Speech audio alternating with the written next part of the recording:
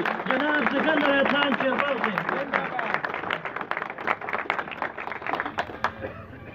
اعوذ باللہ من الشیطان الرجیم بسم اللہ الرحمن الرحیم صدر جلسہ روشان خان اسٹیج والے موجود دا قومی وطن پارٹی دا چارسدی ضلع سینئر وائس چیئرمین فیاض ایڈوکیٹ صاحب دا چارسدی ضلع جنرل سیکرٹری مفتی افتخار صاحب دا چارسدی ضلع وائس چیئرمین حاجی گل یوسف صاحب وائس چیئرمین علم خان اجی صاحب دا پی کے 60 چیئرمین شکیل بادشاہ جنرل سیکرٹری طلحہ رو داوی ټوله کابینه د پی کے 60 عہدیداران صاحبان د مټي یونین کونسل او د هغې سره راغلي خوش او یونین کونسلونه د پارټۍ مشرانو عزتمندو د دریاب کورونو مشرانو عزتمندو ځوانانو السلام علیکم زه ټولو کې اول خو د خپل لخوا او د قومي وطن پارټۍ د ټولو کارکنانو د لخوا روشان خان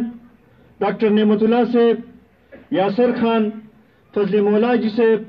توصیف خان او د هغوی سره چې کوم ګڼ شمېر عزتمند مشران نن موږ سره په قومي وطن پارټۍ کې شامل شو هغوی ته زه د خاصه هرکلیم وایم او دا یقینداني ول ورکوم چې هغوی یو صحیح فیصله کړې ده انشاءالله یو ځای به د پښتون قام د ترقۍ د سوکالۍ لپاره جدوجہد به کوو به او انشاءالله دا کام به د ترقۍ په لار روانوو به عزتمندو زه په دې باندې تاسو نه معذرت هم غواړم چې لږ راتلو کې لږ ټایم زیات ولګېد څه خو منځ کې پکې موسم هم لږ داسې دغه شو باران اثارات هم رالل لارې کې موږ باندې باران هم وشو او د هغې د وجې نه هم څه لږ پکې ودرېدو څه لارې کې یو دوه دواګانې هم وې د هغې د وجې نه هم لږ ټایم ولګېد په هغې باندې زه ستاسو ډېر زیات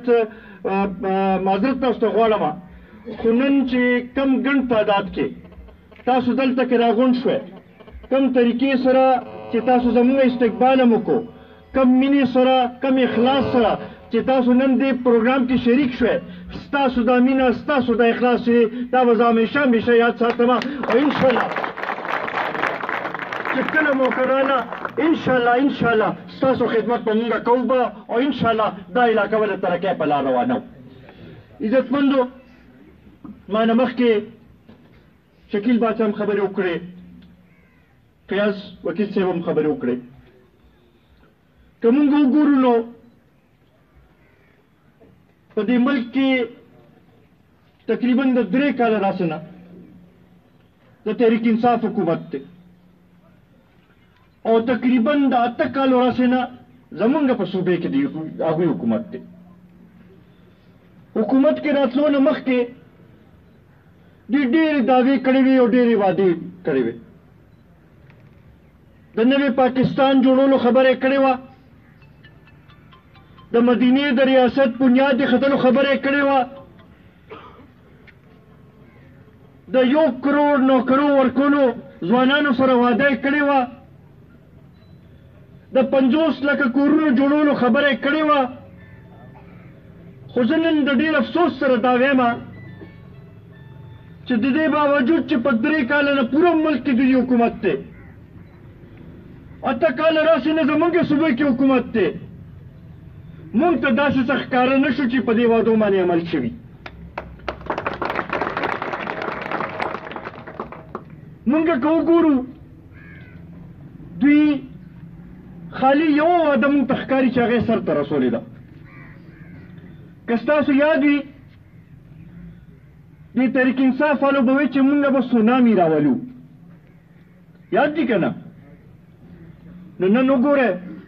د ګرانۍ سونامي راغلې ده د بېروزګارۍ سونامي راغلې ده د غربت سونامي راغلې ده او چې هغې نه هر یو کور او هر یو شخص متاثره دی نه دا ګراني چې کوم ځای ته ورسېده زما خیال دی داسې څه د په تاریخ کې داسې نه و شوی. دوی خو ویلي وو چېرې دا نور حکمرانان کرپټ دي او هغې قرضې اخلي،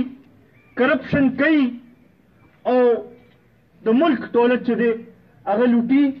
او خلکو لپاره او عوامو لپاره او د قوم لپاره څه نه کوي. نن زه دا تپوس کومه د تحریک انصاف نه چې د پاکستان په تاریخ کې خو ټولو کې زیاته قرضه تاسو واخیستله، ټولو کې زیاته قرضه ستاسو په دې 3 کالو کې واخیستلې شوه. 45 خراب ته زمونږ قرضه ورسېده.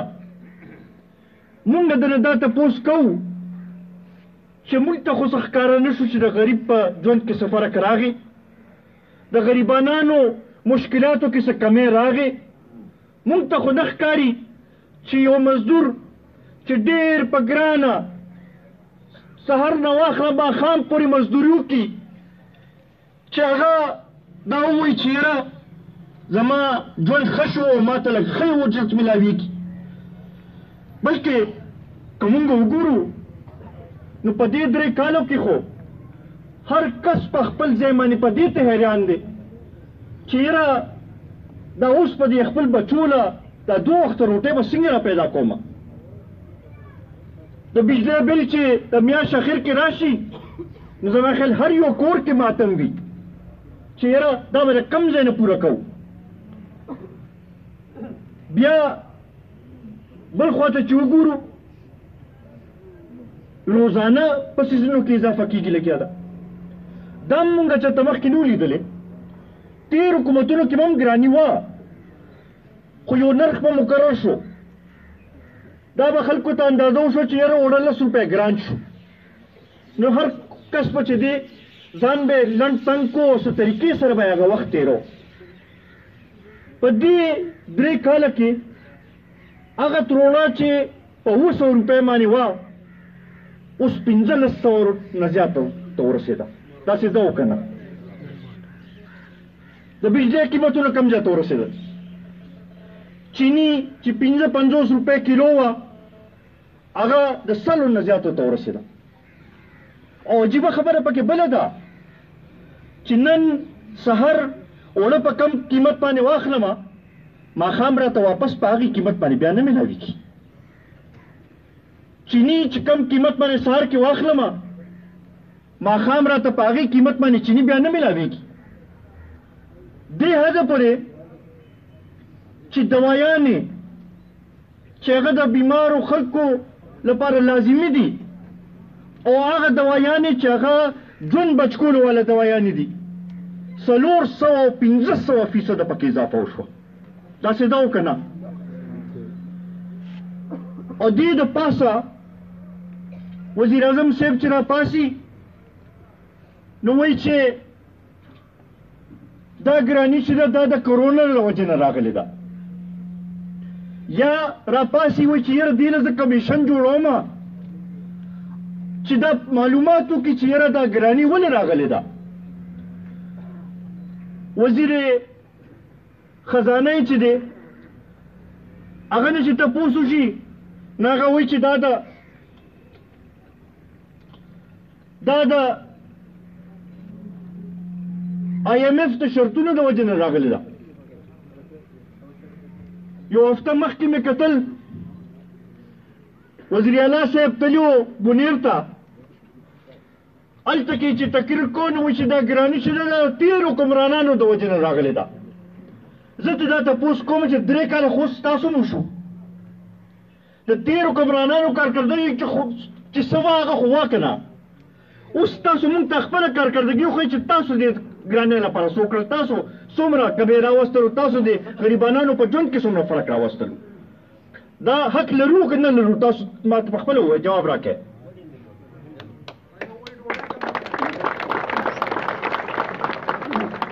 خو داسې حکومت نه داسې وزیران نه به څه تمه وکړو چې د صوبایي اسمبلۍ سپیکر یې راپاسي وایي چې یاره 2 روټۍ په ځای 1 روټۍ خورئ. یو تېر پخوانی وزیر اعلی چې اوس هم په اهم عهدې باندې دی په اسمبلی کې بیان ورکوي چې یاره زما صوبې کې د ما ته څوک غریب وښیي زه به استعفا ورکړم د سیاست نه ما ته کچه کوړ وښیې زه به استعفا ورکړم د سیاست نه او بیا ټولو کې زیات هغه ډېرو والا چې دی بل ورځ چې کوم بیان یې ورکړی دی وایي چې یاره سل نړو کې 9 نړۍ کمې خورې نه وایي هر څه به ټیک شي زه خو دې دغه باندې پوه نه شوم یا خو دوی بالکل د عوامو نه کټ شوي دي د عوامو په مسایلو باندې نه پوهېږي بالکل دا اړو ته دا احساس نشته چې دا خلک ته سره تېرېږي لګیا دلته کې بعضې خلک ناست دي هغوی به ویلي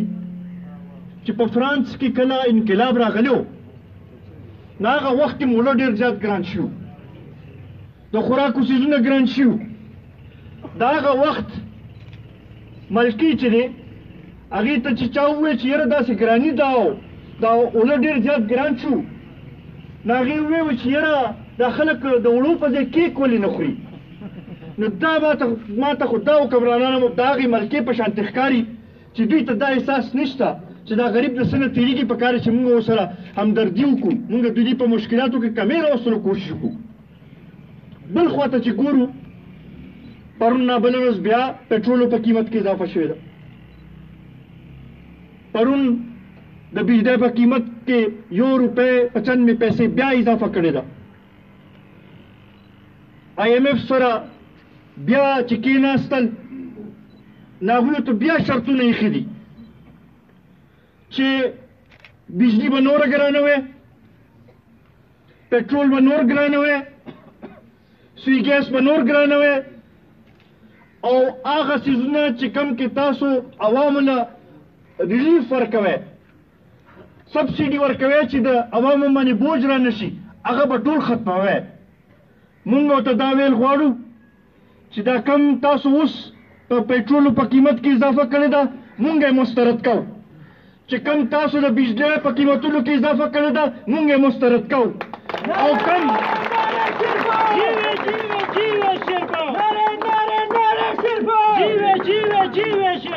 او چې کم IMF سره تاسو معاهده کوئ لګیا که هغې کې تاسو د عوامو د حقوقو تحفظ ونه کړو که هغې کې تاسو د عوامو باندې بوج اچولو شرطونه ومنل نو بیا به مونږ روزو به هغه معاهده به مسترد کوو به او په سړکونو باندې په هغې پورې به ناست یو څو پورې چې تاسو دې خلکو له ریلیف نه ورکړې دلته کې ګراني هم نه یې کمه کړې عزتمندو نن هر یو کس د هر بنیادي کس ته دې مسله ده د پاسه پې چې وګورو د بجلی د لوډ شیډینګ څه حل دی د ګیس د لوډ شیډینګ څه حل دی مونږ خو په دې نه پوهېږو چې دا دوی څه کوي لګېږي او کوم طرف ته دا ملک بوتله غواړي را به شو خپل دې علاقې ته بله ورځ وزیر اعلی صاحب راغی چارسدې ته مونږ خو وایي چې ډېر څه به اعلانات کېږي به او ډېر به د چارسدې لپاره به څه د ترقۍ خبرې کېږي هغه ووایي چې یاره مخکې نه وایي د 25 ارب روپو ترقیاتي سکیمونه روان دي نور تاسو ته ضرورت نشته دا خو اول نن چې کوم د نمایندګان ناست دي په اسمبلو کې دا د هغوی کمزوري ده چې یو وزیر اعلی یو علاقې ته راشي او تاسو د هغه نه کار نشئ اخیستلی دا د دوی کمزورتیا ده او بیا د هغې وزیر اعلی هم کمزورتیا ده چې بی یو علاقې ته ځې پکار چې ته د هغې ځای مسایلو باندې ځان پوه کړې 25 ارب روپو چې کوم سکیمونه ته یادې هغې کې که وګورې نو زما خیال دی چې 20 ارب روپو سکیمونه چې دي هغه د قومي وطن پارټۍ د منظور شوي دي او د قومي وطن پارټۍ هغې باندې کار شروع کړی دی نن سبا یو بل شی دلته کې شروع دی ګیس مین پایپ لاین ملي رهبر جناب آفتاب احمد خان شیرپور دلته کې راورسو اصلي خبره خو هغه وي چې څوک نیر راولي شاخونه او دغه چې دی په هغې باندې اوس سیاست کېږي لګیا دی دا دغه کېږي چېرې جنډه ولګوه نو تا ته به کنیکشن وشي جنډه داسې که نو بیا به تا ته کنیکشن شي تاسو ته خو پکار دی چې د ټول هر یو کس یو شانتې سوچ وکړي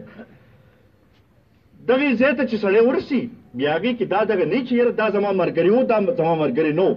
د ټولې علاقې ته نماینده د هغې به سوچ کې مشري ته خو دا دې شي ته وایي چې ته د یو علاقې مشر یې نو بیا به د ټولې علاقې سوچ کې اله کار مخکې ځي داسې ده او که نه وروڼو خو افسوس دی چې کاغه قومي اسمبلی کې خلک ناست دي او کاغه دې وخت کې په صوبایي کابینه کې خلک ناست دي صوبایي کابینه کې هم دې وخت کې ستاسو د حلقې نمایندګي شته پکار دی چې دې علاقې مسلو طرف ته توجه ورکړی شوې تیر غټ اختر کې کم سیلاب چې راغی کومه تباهي یې چې وکړه دا رکاوېدی شو دې لپاره موږ منصوبه بندي کړې وه په میا پټي او دغه ځایونو کې موږ 2 ډیمونه دغه کړي د هغې ډیمونو بنیادي مقصد دا و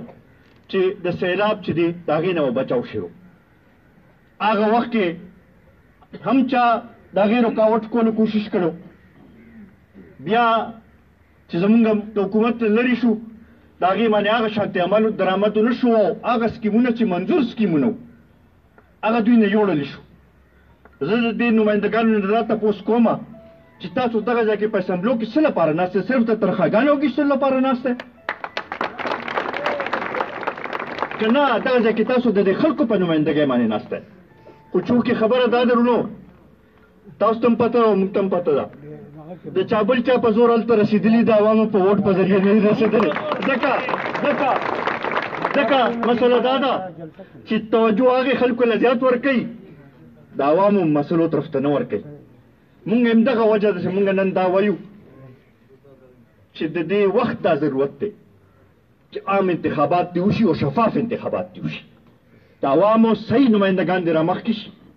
چې د عوامو د مسلو طرف ته توجه ورکړي او د عمل صحیح طریقې سره روان کړي د دې سلیکټډ حکومت چې دی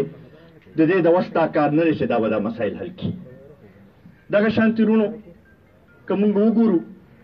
نور هم ډېر عجیبه کارونه روان دي دوی خو وایي چې کرپشن به مونږ ختموو داسې وته کو نه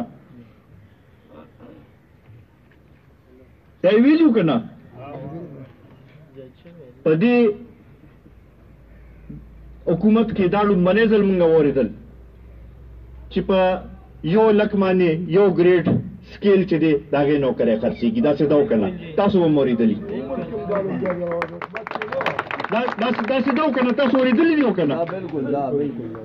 نو دا کرپشن ختم شو که کرپشن زیات شو بیا د نوکرۍ ورکولو خبره کړې وه لا خو بل ورځ بل وفاقي وزیر د انفارمیشن چې دی فواد چودري هغه وایي چې 1 کروڑ نوکرۍ وایي مونږ ورکړی وي هغه خلکو ته رسېدلي دي زه ورته وایم راشه زه وله چیلنج ورکوم راشه مونږ سره حساب کتاب وکړو مونږ ته وښیه چې کوم ځای کې تاسو دا نوکرۍ ورکړي چې کوم وخت کې دا اعلان یې کو چې 1 کروڑ نوکرۍ وایي مونږ ورکړې نو وایي چې هغې سره وایي د هغې په دغه کې چې د دې ثبوت دا دی چې وایي پنجاب کې 40,000 استادان مونږ بھرتي کړل نو ښځه که دغه 40,000 مونږ ومنو تا سره نو بیا هم که وګورئ نو کروڑ نوکرۍ خو ډېر لرې دي 40,000 باندې خو دا نه پوره کېږي مونږ سره راشه ته حساب کتاب وکړه ستا خپل حکومتي ادارو چې کوم اعداد و شمار په خپله جاري کړي دي هغوی دا وایي چې دې 3 کاله کې بېروزګارۍ کې اضافه شوې ده کمې لرې راغلي او بیا په ټول ملک کې اضافه شوې ده خو ټولو کې زیاته اضافه کوم ځای کې شوې ده په خیبر پښتونخوا کې شوې ده ځکه چې 8 کاله نه دلته کې دوی ناست دي مونږ خو په دې پوه نه شو چې دوی دا حکومت کم طریقې سره چلی او کم طرف ته یې بوتله غواړي داسې ده وروڼو که نه د خلکو اوس هغه بلکل هغه آخري حد ته رسېدلي دي که نور بوج په دې قوم باندې واچول شو دا قوم د هغې نور متحمل نه دی چې دغه وکړي او بیا خصوصا پښتانه چې د تیر 100 کالو راسې نه د دهشتګردۍ په جنګ کې هم د دوی وینه توی شوه بیا په پسماندګۍ کې هم دلته کې اضافه شوې ده په غربت کې هم دلته کې اضافه شوې ده نو پښتانه خو ډېر زیات مایوسه ناست دي مونږ ستاسو په وساطت سره ټولو پښتنو ته دا ویل غواړو چې که نور څوک تاسو له اواز اوچتوي نور څوک تاسو له تپوس کوي او که نه کوي قومي وطن پارټي به تاسو لپاره اواز به م اوچتوي به په میدان کې به ولاړی به او ان شاء الله ستاسو مسائل به قومي وطن پارټي به حل کوي. عزتمندو زه یو ځل بیا ستاسو ټولو ډېر زیات مشکور یم چې په دې لنډ تنګ وخت کې دلته کې راغلی په دې پروګرام کې شریک شوی. ما ته پته ده چې ډېرې جرګې هم شوې وې، ډېر دباوونه مچولې شوي دي، خو دا سیاست د هر چا خپل د ضمیر اواز دی او د هغې باوجود تاسو په دومره ګڼ تعداد کې رالی، مونږ لم دا کم عزت چې راکو، ستاسو دا مینه، ستاسو دا اخلاص، ستاسو دا عزت چې دی دا به زه همیشه یاد ساتم.